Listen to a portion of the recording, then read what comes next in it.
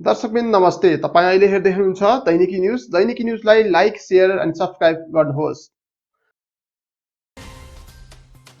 सरकारले लकडाउनको समय जेठ 5 गतेसम्म थपे पनि लकडाउन खुकुलो बनाउने भएको छ। मन्त्री परिषदको बुधबारको बैठकले लगभग सबै प्रकारका उद्योग खोल्ने, विकास निर्माणका आयोजनाको काम थाल्ने, निर्माण सामग्रीको ढुवानी गर्न दिने लगायत निर्णय गरेको छ। यस्तै पुस्तकको ओसार पसारको लागि पनि छुट दिने भएको छ। सरकारी कार्यालयहरू पनि 1/3 कर्मचारीको उपस्थितिमा खोल्ने भएका छन्। यस्तै बढीमा 5 जना कामदार रहने गरी गाडी मर्मत गर्ने वर्कसप पनि खोल्न पाइने भएको छ। तर शैक्षिक संस्थाहरू, गैर खाद्य बिक्री गर्ने व्यावसायिक मल, सिनेमाघर, धार्मिक स्थल, होटल, बार तथा रेस्टुरेन्ट, सैलुन लगायत अन्य मानिसहरूको बढी भिड हुने क्षेत्रहरू अर्को सूचना जारी नभएसम्मका लागि बन्द नै राख्ने निर्णय गरेको छ। चौथो निर्णय छ उक्त अवधिमा औषधि, स्वास्थ्य सामग्री जस्ता अत्यावश्यक वस्तुको उत्पादन र बिक्री वितरण, खाद्य वस्तु लगायतका कृषि तथा पशुपक्षीजन्य उत्पादन र बिक्री वितरण, औद्योगिक वस्तुको उत्पादन तथा बिक्री वितरण, विकास आयोजनाहरूको सञ्चालनको लागि आवश्यक पर्ने ढुङ्गागिटी, बालुवा लगायतका निर्माण सामग्रीको ढुवानी र न्यूनतम ब्याङ्किङ तथा वित्तीय सेवालाई सुचारू गर्न केन्द्रीय कोभिड-19 क्राइसिस म्यानेजमेन्ट सेन्टर र प्रदेश स्तरीय कोभिड-19 क्राइसिस म्यानेजमेन्ट सेन्टरसँग आवश्यक समन्वय गरी सम्बन्धित जिल्लाको कोभिड-19 क्राइसिस म्यानेजमेन्ट सेन्टरले सङ्क्रमणको जोखिमको अवस्था मूल्याङ्कन गरी स्वास्थ्य सुरक्षाका मापदण्ड पालना गरी गराई, सामाजिक दूरी कायम गरी गराई, देहाय बमोजिमका क्रियाकलापहरू सञ्चालन गर्ने गराउने व्यवस्था मिलाउने, कृषि तथा पशुपक्षीजन्य सम्बन्धी व्यवस्था, खाद्य वस्तु र अन्य बाली लगाउने तथा पाकेको बाली भित्र्याउने कार्य, पशुपक्षी पालन, माछा पालन, कुखुरा पालन र बिक्री वितरण, फलफुल, तरकारी, दुध र दुग्धजन्य पदार्थको उत्पादन, सङ्कलन, भण्डारण र बिक्री वितरण, नर्सरीबाट बिरुवाको उत्पादन, घाँस तथा दाना उत्पादन र बिक्री वितरण, कृषि बिउ बिजन उत्पादन, भण्डारण र बिक्री वितरण, शीत भण्डारण। स्वास्थ्य सेवा सम्बन्धमा भएका निर्णयहरू सरकारी तथा निजी क्षेत्रबाट सञ्चालित स्वास्थ्य संस्थाहरू, अस्पताल, nursing home, polyclinic, lab, diagnostic सेन्टरहरूको सञ्चालन, सबै प्रकारका खोप लगायतका अत्यावश्यक सेवाहरूको सञ्चालन। त्यसैगरी औषधि तथा स्वास्थ्य सामग्री र मेडिकल अक्सिजनको उत्पादन तथा बिक्री वितरण, औषधि पसलहरू, आयुर्वेदिक र होमियोप्याथिक समेतको सञ्चालन, एग्रोभेट र भेटिनरी औषधि पसलहरूको सञ्चालन र तत्सम्बन्धी सेवाहरू। त्यसैगरी जनशिक्षा सामग्री केन्द्र लिमिटेडबाट पाठ्य पुस्तक बिक्रीको अनुमति लिएका पुस्तक पसलहरू खोल्न समेत अनुमति दिने निर्णय भएको छ। ढुवानी सेवा सम्बन्धी पनि निर्णयहरू भएका छन् आजको मन्त्री परिषदको बैठकबाट। त्यसमा ढुवानी सेवाका साधनहरूलाई निसङ्क्रमण गर्ने निकायले जारी गरेको निस्सा साथमा राखी चालक तथा परिचालकको स्वास्थ्य जाँच सम्बन्धी भन्सार बिन्दु र उद्योग प्रतिष्ठानहरूले गर्ने व्यवस्था मिलाई देखाएका ढुवानीका साधनहरू गन्तव्यस्थलसम्म आवत गर्न दिने। 1. प्रकरण 4 को खण्ड क र ख मा उल्लेखित त्यो भनेको चाहिँ कृषि तथा पशुपक्षीजन्य चाहिँ उत्पादनसँग जोडिएको विषयमा भनिएको कुराहरू छ र क मा कृषिजन्य र ख मा स्वास्थ्यजन्य छ। त्यसको चाहिँ त्यो क र ख मा उल्लेखित सबै प्रकारका वस्तु र सेवामा प्रयोग हुने ढुवानीका साधनहरू अथवा कृषि उत्पादन र कृषि व्यवसायसँग सम्बन्धित र स्वास्थ्य सेवासँग सम्बन्धित ढुवानीका साधनहरूको आवागमन हुने व्यवस्था मिलाइएको छ। दोस्रो चाहिँ भन्सारबाट जाँचपास भइआएका उद्योग प्रतिष्ठानबाट लोड लिई मालसामान बोकेका र मालसामान गन्तव्यमा पुर्याई फर्किने ढुवानीका साधनहरू। त्यसैगरी पानी, ग्यास, पेट्रोलियम पदार्थ बोकेका ढुवानीका साधनहरू। त्यसैगरी औद्योगिक कच्चा पदार्थ र तयारी माल वस्तु बोकेका ढुवानीका साधनहरू। विकास आयोजनामा प्रयोग हुने उपकरणहरू लाने ल्याउने कार्य र निर्माण सामग्रीहरू बोकेका ढुवानीका साधनहरू। कृषि सामग्री, रासायनिक एवं प्राङ्गारिक मल बोकेका ढुवानीका साधनहरू। एम्बुलेन्स सेवा, विद्यालयका पाठ्यपुस्तक ढुवानी गर्ने प्रयोजनको लागि जनक शिक्षा सामग्री केन्द्र लिमिटेडबाट अनुमति लिएका ढुवानीका साधनहरू, काठमाडौँ उपत्यका प्रवेश गर्ने मालवाहक सवारी साधनहरूमा यात्रु राख्न नपाइने निर्णय भएको छ र त्यसमा थप निर्णय म सुनाउन गइरहेको छु। प्रवेश बिन्दुमा त्यस्ता सवारी साधनका सवारी चालक र सहयोगीको नाम, जन्म मिति, काठमाडौँ प्रवेश गरेको र फर्केको मिति सहितको विवरण राख्ने र सवारी साधन फर्की जाँदा सोही विवरण बमोजिमको व्यक्ति भए नभएको जाँच गर्ने। झुठा विवरण दिए यात्रा गरेको पाइएमा सवारी साधन नियन्त्रणमा लिए कारबाही गर्ने। अनधिकृत व्यक्तिहरू कुनै पनि ढुवानीको साधनको उपयोग गरेर प्रवेश गर्ने निस्कने स्थिति नरहोस् भन्नको लागि पनि यो निर्णय गरिएको छ। त्यसै गरी एम्बुलेन्स दुरुपयोग गर्नेलाई पनि कारबाही गर्ने भन्ने निर्णय भएको छ र अत्यावश्यक कामको लागि दिइने सवारी साधनको पास चाहिँ न्यूनतम सङ्ख्यामा जारी गर्ने भनेर सम्बन्धित निकायलाई निर्देशन पनि दिएको छ। अब विकास आयोजना सम्बन्धी भएका निर्णयहरू म सुनाउन गइरहेको छु। यसमा राष्ट्रिय गौरवका आयोजनाहरू, सरकारी र निजी स्तरबाट सञ्चालित जलविद्युत आयोजनाहरू, सिँचाइ आयोजना, खानेपानी आयोजना, विमानस्थल निर्माण, सडक र पुल निर्माण, सरकारी भवन निर्माण एवं प्रबलीकरण र एक स्थानमा एक पटकमा अधिकतम 10 जनामा नबढ्ने गरी सञ्चालन गरिने अन्य सहरी पूर्वाधारका शीर्षकका आयोजनाहरू।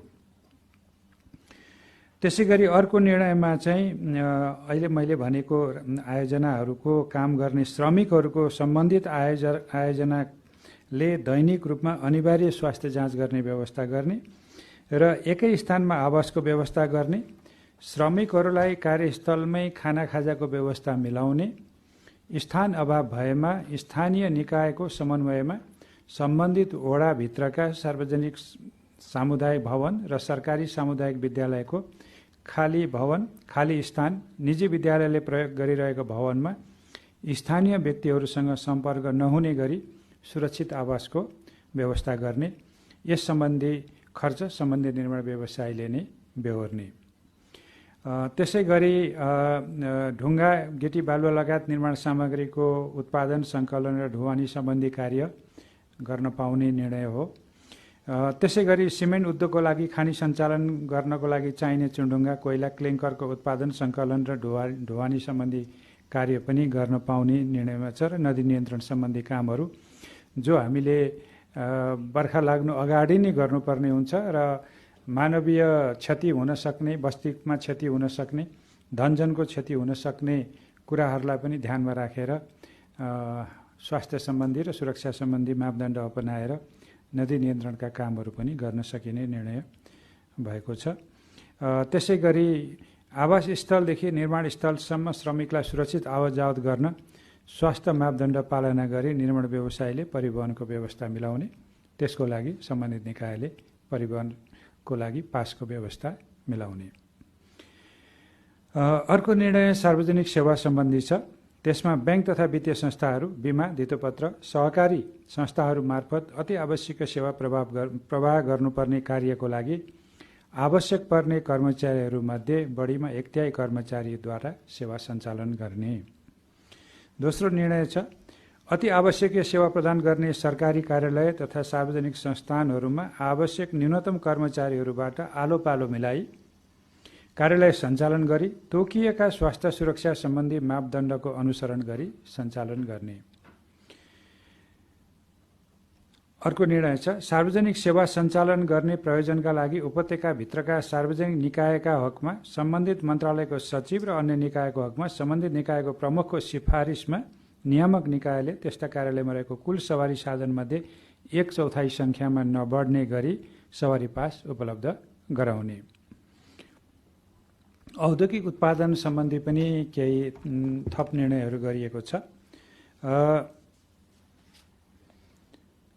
यो लकडाउनको अवधिभर उत्पादन प्रक्रियामा संलग्न श्रमिक कामदारलाई उद्योग प्रतिष्ठानले छुट्टै स्थानमा राख्ने बन्दोबस्त मिलाई काममा लगाउने, आफ्नो प्रतिष्ठानभित्र पर्याप्त स्थान नभएमा उक्त प्रतिष्ठान रहेको स्थानीय निकायको समन्वयमा सम्बन्धित वडाभित्रका सार्वजनिक सामुदायिक भवन वा सरकारी र निजी विद्यालय वा खाली स्थानमा स्थानीय व्यक्तिहरूसँग सम्पर्क नहुने गरी सुरक्षित आवास तथा खाजा खानाको व्यवस्था गर्ने, यस सम्बन्धी खर्च सम्बन्धित उद्योग प्रतिष्ठानले नै बेहोर्ने, आवास स्थलदेखि उद्योग प्रतिष्ठान रहेको स्थानसम्म श्रमिकहरूलाई स्वास्थ्य मापदण्ड पालना गरी सुरक्षित परिवहनको व्यवस्था मिलाउने, उद्योगहरूले कार्यस्थललाई अनिवार्य रूपमा सेनिटाइजेसन गर्ने र नियमित स्वास्थ्य जाँच तथा स्वास्थ्य सुरक्षाको सुनिश्चित गरी देहायका उद्योग सञ्चालन गर्ने व्यवस्था मिलाउने। ती उद्योगहरूमा चामल, दाल, तेल, चिउरा, चिनी, बिस्कुट, पाउरोटी, पिठो, चाउचाउ जस्ता दैनिक उपभोग्य खाद्य वस्तु,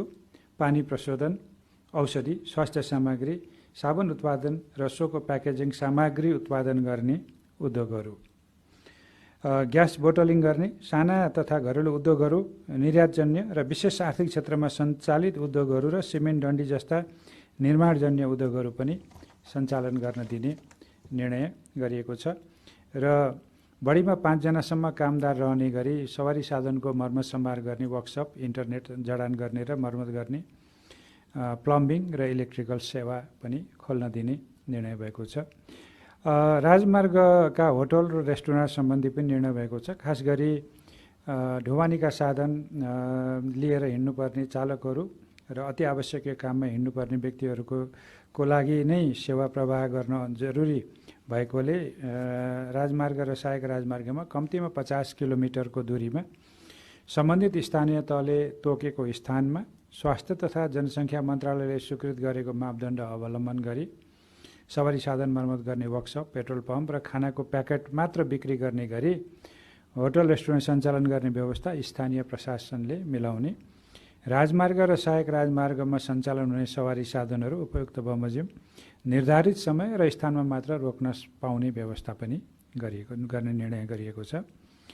केही व्यवस्थापकीय कार्य सम्बन्धी पनि निर्णयहरू भएका छन्। खास गरी सम्बन्धित रोजगारदाता, स्थानीय तह, सेवा प्रदायक, स्थानीय प्रशासनले आवागमन सहजीकरण गर्ने सामाजिक दूरी कायम गराउने, अनिवार्य रूपमा काम गर्नेहरूले हिँडडुल गर्नेले मास्क प्रयोग गर्ने, शरीरको तापक्रम मापन गर्ने, सेनिटाइजर र ग्लोभ्सको प्रयोग गर्ने, विद्युतीय माध्यमबाट भुक्तानी गर्ने र नगद कारोबार गर्दा खुद्रा पैसाको लेनदेन कम हुने गरी गर्ने व्यवस्था गर्ने र एक ठाउँमा 5 जनाभन्दा बढी व्यक्ति जम्मा नहुने गरी यो सब काम गर्ने भन्ने पनि निर्देशन भएको छ।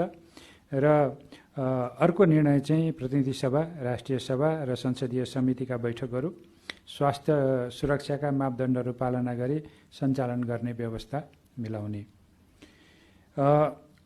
अब माथि उल्लेख गरिएका कुराहरूमा माथि जे उल्लेख गरिएको भए पनि अर्को आदेश वा सूचना जारी नभएसम्म चाहिँ देहायका स्थान र स्थलहरू बन्द रहनेछन् र देहायका क्रियाकलापहरू त्यहाँ सञ्चालन गर्न ती क्षेत्रहरूमा पाइने छैन। त्यसमा पहिलो चाहिँ विश्वविद्यालय, क्याम्पस, विद्यालय लगायतका सबै शैक्षिक संस्था, तालिम तथा प्रशिक्षण केन्द्रहरू, गैर खाद्य वस्तु बिक्री गर्ने व्यावसायिक मलहरू अथवा स्टोरहरू, cinema hall, party palace, fun park लगायतका सार्वजनिक स्थलहरू, सार्वजनिक जमघट, धार्मिक स्थलहरू जसभित्र मन्दिर, गुम्बा, मस्जिद, चर्च, गुरुद्वारा आदि पर्छन्, त्यहाँ हुने भेला र धार्मिक एवं सांस्कृतिक कार्यक्रमहरू पनि गर्न नपाइने लिस्टमा राखिएको छ। त्यसै गरी रङ्गशाला, खेलकुद स्थल, फुटसल, शारीरिक सुगठन गर्ने स्थल र gymkhana, fitness centre, salon, beauty पार्लरहरू पनि खोल्न पाइने छैन। होटल, बार, रेस्टुरेन्टहरू खोल्न पाइने छैन। त्यसै गरी स्थानीय प्रशासनबाट सवारी पास पाएका बाहेक सबै प्रकारका यात्रुवाहक सवारी साधनहरू चलाउन पाइने छैन।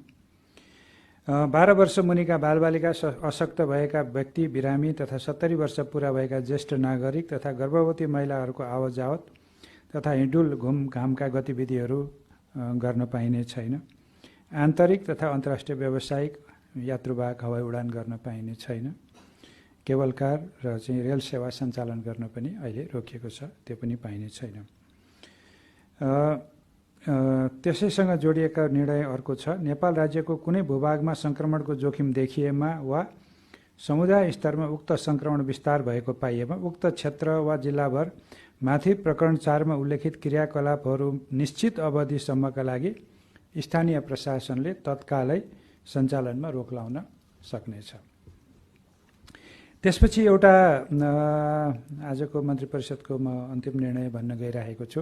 हामी सबैलाई थाहा छ भोलि बुद्ध जयन्ती वैशाख 25 गते सिद्धार्थ गौतमको जन्मदिनको पावन अवसरको स्मरण गर्दै भोलि 25 गते चाहिँ विश्व शान्तिको कामना गर्दै र कोरोना रोगको रोकथाममा लागेका चिकित्सकहरू, स्वास्थ्यकर्मीहरू, सुरक्षाकर्मीहरू, एम्बुलेन्स चालकहरू, राष्ट्रसेवकहरूको पनि सम्झना गर्दै उहाँहरूको पनि सम्मान गर्दै र विश्वभर कोरोनाको कारणले मृत्यु भएका व्यक्तिहरूको चिर शान्तिको कामना गर्दै र कोरोनाको रोगबाट सङ्क्रमित व्यक्तिहरूको शीघ्र स्वास्थ्य लाभको पनि कामना गर्दै र यो कोरोनाको सङ्क्रमणबाट हामी सबै सुरक्षित रहन सक्छौँ र हामी चाहिँ आफूलाई सुरक्षित रहने प्रतिबद्धता हामी पालना गर्छौँ, कायम गर्छौँ भन्ने यो सबै प्रतिबद्धता सहित